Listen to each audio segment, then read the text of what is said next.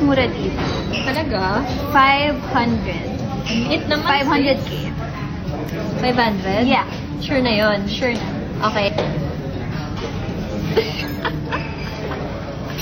Tililing. Ang dami naming natira, guys. Guess the bill. Hindi nga natin naubos. So, what's your guess? Dahil nasa Grand Hyatt tayo, feeling ko 350k. Oh, shit. Feeling ko din. Feeling ko din. Maliit na yun, no? Or pag ano. Kasama, no? Swerte talaga ako palagi eh. Oh, Kasi na, ano pa yung particular? yes. Steak na. Alam mo, both tayo mali. Bakit? Ang liit ng mahula natin eh. 759,000. Shit. Nagpapanik ako. Shit. Ako din.